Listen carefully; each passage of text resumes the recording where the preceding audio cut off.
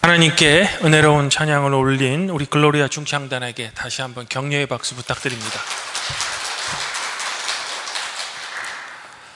하나님 우리 아버지와 우리 주 예수 그리스도로부터 오는 은혜와 평강이 오늘 주일 공동 예배에 참석하신 모든 성도에게 함께 있기를 바랍니다. 성도 여러분, 매년 10월 초면 전 세계의 언론의 시선이 이 스웨덴의 수도인 스톡홀름으로 집중됩니다. 왜냐하면 유명한 노벨상 수상자들의 이름이 이제 발표되기 때문입니다. 노벨상은 물리, 화학, 생리 및 의학, 문학, 경제, 그리고 평화상 등 총 6개 분야에서 수상되는데요. 특별히 이번 2023년도 생리 및 의학 분야에는 이 mRNA 백신 개발의 기반을 닦은 독일 바이오엔테크의 부사장인 카탈린 카리코, 그리고 미국 펜실베이니아 의과대학 교수인 이제 드류 와이즈만에게 돌아갔다라고 언론에서 보도했습니다. 그리고 그 수상 이유는 이들의 연구가 화이자와 모더나의 코로나19 mRNA 백신 개발에 큰 영향을 미쳤다는 점에서 이 노벨위원회로부터 매우 높은 평가를 받았기 때문이죠. 물론 코로나 백신의 효과에 관해서만큼은 지금 부정적인 생각을 가진 분들도 분명히 계실 겁니다. 그럼에도 제 생각에는 이들의 기초 연구 그리고 백신 개발이 그래도 있었기 때문에 코로나19에 대한 피해가 우리 인류에게 많이 줄어든 것만큼은 부정할 수 없는 그런 사실입니다. 그런데 저는 보다 더 근원적인 질문을 하고 싶은 겁니다. 왜 우리 인류가 이런 코로나19와 같은 고통을 과연 겪어야 했었는지를 말입니다. 그리고 이런 저의 질문에 대해 많은 과학자들은 우리 인류가 경제 개발이라는 목적 하에 이 지구 생태계를 무분별하게 파괴했기 때문이라고 답변을 합니다. 이른바 우리 인류의 자업자득이라는 겁니다. 이런 이유로 지금 우리가 겪었던 그리고 앞으로 또 겪어야 하는 이 고통에 대해서 인류는 할 말이 별로 없다라는 겁니다. 그러면 우리에게 또다시 이런 의문점이 들죠.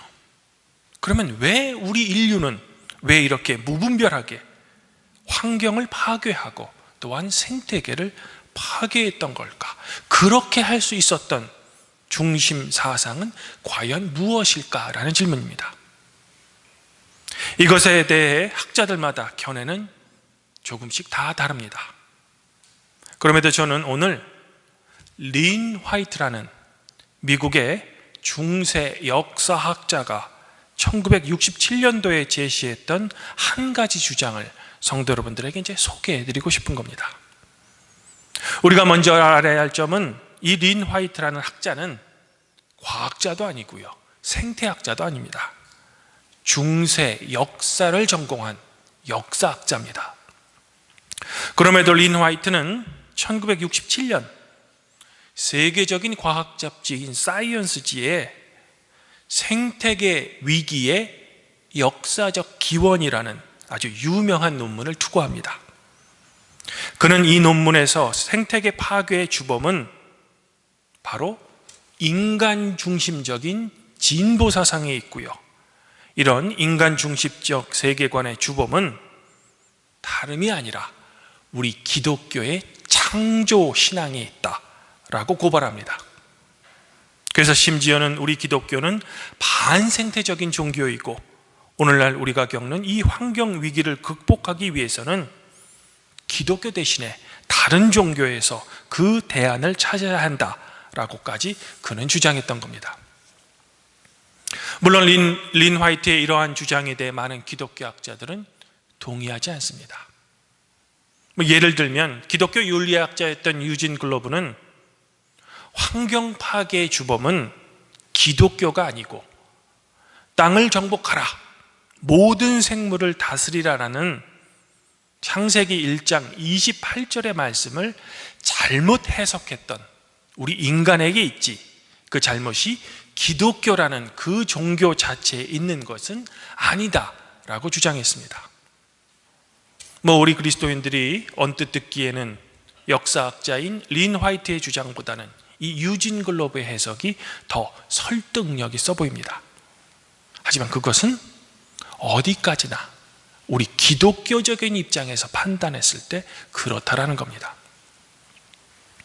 하지만 사실 환경 파괴에 대한 경고는 이미 1962년 레이첼 카슨이라는 여성 생물학자가 당시 농업에서 아주 범용적으로 사용했던 살충제인 DDT의 무분별한 남용이 결국에는 살충제가 죽여야 하는 벼의 해충뿐만 아니라 해충과는 전혀 상관없는 곤충까지 죽이고 그 곤충을 먹고 사는 새들까지 결국에는 굶어 죽게 만들어서 봄이 왔음에도 불구하고 새들의 노래가 전혀 들리지 않는다라는 유명한 침묵의 봄이라는 책에서 이미 경고했었습니다. 그리고 그녀 또한 이 책에서 인간 중심적 진보 사상에서 이제는 좀 벗어나서 우리 인간도 그저 생태계의 한 구성일 뿐이다 라는 자숙과 반성을 인류에게 요청했던 겁니다. 결국 이 책의 큰 반향으로 환경주의, 생태주의 등의 환경운동이 비로소 시작된 겁니다. 더불어 1972년에는 로마 클럽이라는 단체에서 성장의 한계라는 책도 출간됩니다. 더 이상 우리 인류를 위한 무한 성장은 가능하지 않다는 겁니다. 우리 기독교 내에서도 이런 환경운동과 걸맞게 생태신학이라는 분야가 신약에서 새롭게 대두되고요. 세계교회협의회에서는 사람과 땅의 문제를 해결하기 위한 대안적인 세계화가 필요하다라는 이른바 아가페 문서가 발표됩니다. 로마 가톨릭의 프란시스코 교황도 찬미받으소서라는 교황 칙서를 발간함으로써 이 지구 환경을 위한 통합 생태론이라는 것을 주창하기 이른 겁니다. 사랑하는 발복교회 성도 여러분, 그러면 우리 성도는 이런 거창한 주장 또는 환경운동까지는 아니더라도 우리 인류에 의해 지금도 자행되고 있는 이 생태계 파괴와 심각한 환경의 문제를 그저 한 명의 그리스도인으로서 어떻게 바라봐야 할까라는 점에서 말씀드리고 싶은 겁니다. 즉 우리 그리스도인들은 어떤 세계관을 갖고 하나님께서 창조하신 이 세계를 바라봐야 할까라는 질문인 거죠. 여전히 우리 인간은 하나님께서 다른 생물과는 달리 하나님께서 흙으로부터 직접 창조하신 이 세상의 만물의 영장이니까 모든 이 지구상의 환경과 생물 위에 군림하면서 또한 그것을 정복하는 존재로서 여전히 우리 인류를 생각해야 될까라는 겁니다. 또한 우리 인류의 행복과 편의를 위해서라면 우리 지구의 자원을 계속 인류는 무한정으로 이용해도 될까라는 질문이죠. 우리가 오늘 복음서 말씀을 읽으면 주인에게 세를 받아서 농사를 짓던 농부들이 이제 열매를 거둘 때가 되자 주인이 농부들에게 보낸 종들을 그만 돌로 쳐서 죽입니다. 이유는 뻔하죠. 밭의 원래 주인이 요구하는 열매를 주기 싫어서입니다. 자신들이 모든 열매를 독차지하고 싶은 욕망에서 비롯된 행동이라는 겁니다. 이에 주인은 자기의 정당한 열매를 받기 위해 자기의 아들까지 보내지만 농부들은 이 아들까지 죽입니다. 그러면서 하는 말이 참으로 가관입니다. 이 사람은 이 땅의 상속자이니 그를 죽이고 그의 유산을 우리가 차지하자. 농부의 이 말을 듣고 있다 보면 어이가 없습니다. 아니 포도원 주인이 시퍼렇게 살아있는데 그 상속자를 죽인다고 해서 포도원이 어떻게 자신들의 재산이 될 수 있습니까? 착각을 해도 아주 심한 착각을 하는 겁니다. 그리고 따지고 보면 그 포도원은 원래 농부들 것이 아닙니다. 주인은 엄연히 따로 있습니다. 이들은 그저 주인으로부터 세를 받아서 농사를 했을 뿐입니다. 그러므로 주인이 이들에게 농사의 최종 산물인 열매를 요구하는 것은 당연한 요구죠.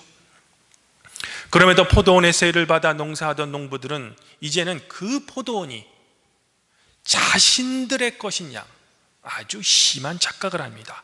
그래서 주인의 아들까지 죽일 수 있는 겁니다. 마치 원래부터 그 포도원이 자신들의 것인 양 말입니다. 그러면 이들은 왜 이런 심한 착각을 할 수 있었던 걸까? 그것은 주인이 멀리 떨어져서 당장 눈에 보이지 않기 때문입니다. 하지만 당장에 보이지 않는 그 주인이 원하기만 하면 언제든지 농부들에게 다시 올 수 있습니다. 바로 이들의 악을 응징하기 위해서 말입니다. 이런 점에서 오늘 비유에 등장하는 이 농부들은 참으로 어리석기 짝이 없는 겁니다. 그러면 오늘 말씀 속에 등장하는 이 어리석은 농부들은 그저 예수님의 비유 속에서만 등장하는 가상의 인물들일까? 결코 그렇지 않습니다. 바로 하나님께서 창조하신 이 세상을 마치 우리 것인 양 착각하며 아주 마음대로 살고 있는 우리 자신의 모습인 겁니다. 그리고 우리의 삶을 유지하기 위해서 꼭 필요한 일용할 양식을 얻기 위해서는 하나님께서 창조하신 또 다른 피조물인 동물과 식물의 희생이 필요하다는 점을 우리는 늘 간과하는 겁니다. 즉 우리는 매 순간 하나님께서 창조하신 다른 피조물의 희생을 바탕으로 우리는 생존할 수 있는 겁니다. 이에 대해 우리는 미안함과 감사함을 꼭 느껴야 하는 거죠. 이 세상에서 그저 얻어지는 것은 없습니다. 오직 하나님의 은총 외에는 말입니다. 창세기에 따르면 하나님께서는 이 세상을 창조하신 후에 우리 인류에게 당신께서 창조하신 이 세상을 잘 관리하라고 부탁하셨습니다. 이른바 청지기의 사명을 우리 인류에게 부여해 주신 겁니다. 즉 우리가 우리 자신들의 편리함, 부의 축적이라는 목적하에 파괴되어지고 무분별하게 개발되는 이 지구의 주인은 우리가 아니라 창조주이신 하나님이시라는 겁니다. 마치 오늘 포도원의 진짜 주인은 세를 받아 농사를 짓는 농부들이 아니라 따로 주인이 엄연히 있는 것처럼 말입니다. 또한 이 지구에 살고 있는 우리 인간의 주인도 원래는 하나님이신 겁니다. 그런데 오늘 말씀 속에 어리석은 농부들이 포도원의 원래 주인이 따로 있었음에도 불구하고 마치 자신들이 이 포도원의 주인 양, 주인의 아들까지 죽이는 파괴적이고 무분별한 행동에 대해 주인의 심판을 받는 것처럼 만일 우리 인류가 이런 청지기에서의 임무를 다하지 못한다면 미래에는 온 인류가 하나님께 심판받을 겁니다. 그리고 하나님께서 창조하신 이 아름다운 지구 환경은 우리 인류가 아닌 하나님께서 창조하신 또 다른 피조물에게 맡겨질지도 모르는 겁니다. 마치 오늘 비유 속에 그 악한 자들을 진멸하고 포도원은 열매를 바칠 만한 다른 농부들에게 새로 줄 것이다라는 주님의 말씀처럼 말입니다. 왜냐하면 지금은 우리의 눈에 잘 보이지 않을지라도 성경 말씀처럼 주님께서는 반드시 마지막 심판을 위해 하나님께서 정하신 그 날에 우리에게 다시 오실 것이기 때문입니다. 주님 안에서 한 영지자매 발박교회 성도 여러분, 이번 여름은 무척이나 더웠습니다. 그런데 앞으로 우리의 삶의 기반인 이 지구는 더욱더 더워질 것이다 라는 주장이 과학계의 일반적인 생각입니다. 즉 코로나19보다 우리 인류에게 더 큰 재앙이 될 기후위기가 우리에게 닥칠 거라는 겁니다. 물론 이런 예상에 대해 아니다 라고 주장하는 학자들도 있습니다. 그러나 제 생각에는 기후위기는 반드시 우리 인류에게 닥칠 겁니다. 그러면 과연 우리는 어떻게 해야 될까?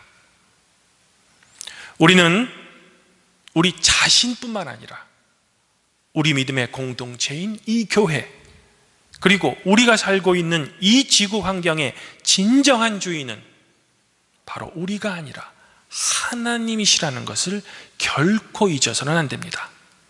우리는 그저 하나님께서 허락하신 그 시간 동안만 이 세상의 것을 잠시 빌려 쓰고 있는 겁니다. 그리고 때가 되면 이 환경을 우리의 다음 세대에게 온전히 물려줘야 하는 겁니다. 왜냐하면 이 우주의 모든 진정한 주인은 창조자이신 성삼위 하나님이시기 때문입니다. 그러므로 바라기는 아무쪼록 우리 발복교회 성도 여러분들은 우리가 살고 있는 이 지구의 진정한 주인은 우리가 아니라 바로 성삼위 하나님이시라는 변치 않는 진리를 지금 깨닫기를 저는 소망해 보고 싶은 겁니다. 또한 우리가 살아가는 동안 잠깐 빌려 사용하는 이 지구 환경을 이제는 잘 보존하고 또한 지켜서 우리의 다음 세대에게도 하나님께서 창조하신 이 환경을 아름답게 물려주시는 것이야말로 우리의 사명임을 잊지 말기를 더불어 소망해 보고 싶습니다. 그리하여 이러한 올바른 청지기의 자세와 태도로 우리가 곧 맞이할 기후위기도 지혜롭게 극복해내기를 소망해 보고 싶습니다. 오늘 시편 기자는 위험 사회를 살고 있는 우리를 항상 돌보시는 하나님께 이렇게 간청합니다. 만군의 하나님이여, 우리를 회복하여 주시고 주의 얼굴에 광채를 비추사 우리가 구원을 얻게 하소서. 우리 성도의 이러한 간곡한 노력에 모든 세계의 창조주이신 하나님께서 여러분들과 함께 계시며 여러분들을 구원해 주실 것입니다. 이런 하나님의 돌보심과 끝없는 동행이 성도 여러분들 자신과 성도 여러분들의 각 가정에 함께 있기를 성부와 성령과 함께 우리를 창조하시고 우리를 사랑하시는 성자 우리 주 예수 그리스도 이름으로 간절히 축원드립니다. 그리하면 모든 지각에 뛰어나신 하나님의 평강이 그리스도 예수 안에서 성도 여러분들의 마음과 생각을 지켜주실 것입니다.